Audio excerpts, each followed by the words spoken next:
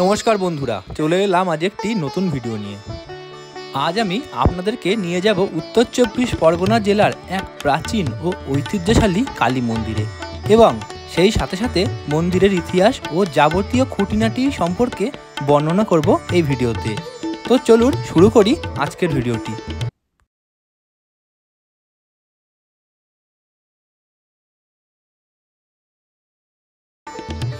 Good evening বন্ধুরা, কেমন আছো তোমরা সবাই? আমি অঞ্জন চলে এসেছি আজ একটি নতুন ভিডিও নিয়ে।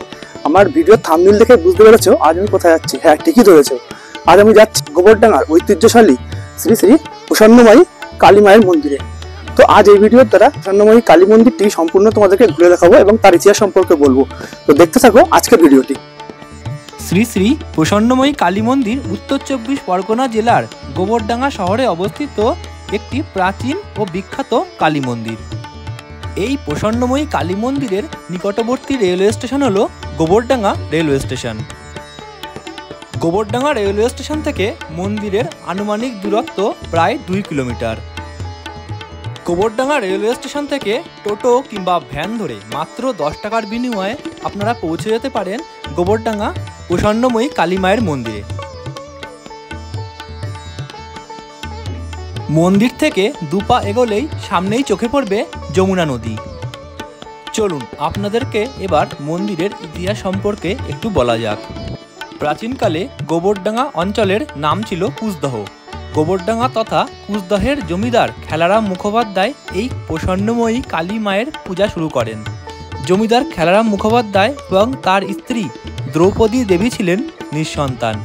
কালী মায়ের পুজো করলেই সন্তান লাভ হবে এবং জমিদার বাড়ির সামনের যমুনা নদীতেই আছেন মা আরাধ্যা কালী। এমন স্বপ্নাদেশ পেয়েই জমিদার খেলারাম মুখোপাধ্যায় যমুনা নদীতে ডুব দিয়ে পান একটি বড়সড় কষ্টি পাথর এবং তৎক্ষণাৎ বেনারস থেকে 2 জন কারিগর ডেকে এনে সেই কষ্টি পাথর দিয়ে স্বপ্নে দেখা মা কালীর আদলে তৈরি করান মূর্তি।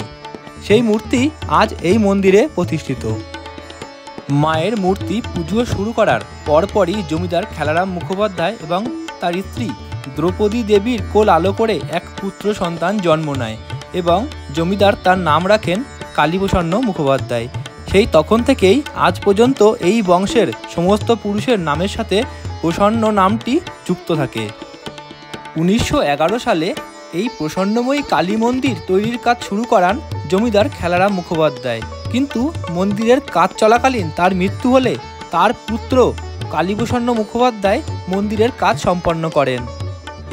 এছাড়াও এই মন্দিরে আসলে চোখে পড়বে দ্বাদশ শিবলিঙ্গ।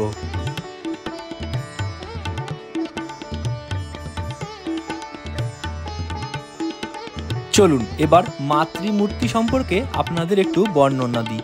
মায়ের গর্ভগৃহের বেদি শ্বেত পাথরের নির্মিত। চিরাচরিত প্রথায় শায়িত মহাদেব শ্বেত পাথরের এবং তার বুকের উপর দাঁড়িয়ে আছে কষ্টি পাথরের তৈরি মা দক্ষিণা কালী। মাতৃ প্রতিমার উচ্চতা প্রায় 2.5 ফুটের কাছাকাছি। মা এখানে সোনা ও রূপোর অলঙ্কারে সজ্জিত। হাতে রূপোর খড়গ। মা বসন পরিহিতা, ত্রিনয়নী চতুর্ভুজা। এছাড়াও মন্দিরের গর্ভগৃহে আছে বেশ কয়েকটি নারায়ণ শিলাসহ গোপালের বিগ্রহ।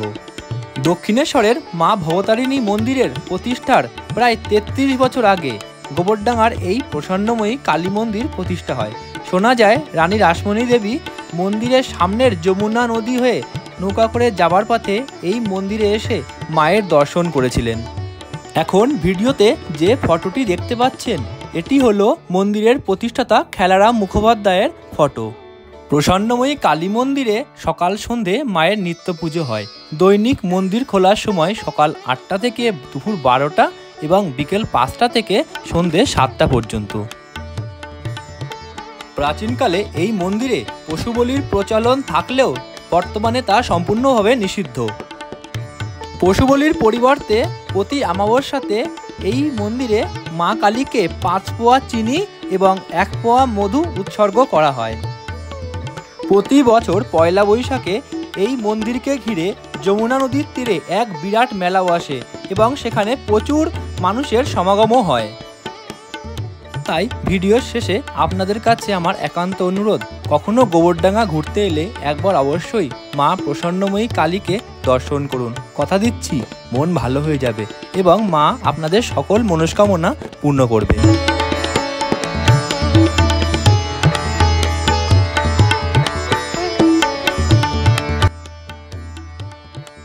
মন্দির দেখা শেষ, এবার ফিরছি বাড়ির উদ্দেশ্যে, যেহেতু এখন অনেক সন্ধ্যা হয়ে গেছে।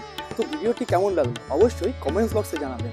আর ভিডিওটি ভালো লাগলে একটি লাইক করবেন এবং শেয়ার করবেন এবং তার সাথে সাথে চ্যানেলটিকে অবশ্যই সাবস্ক্রাইব করবেন। তো দেখা হচ্ছে পরের ভিডিওতে, ততক্ষণের জন্য টাটা।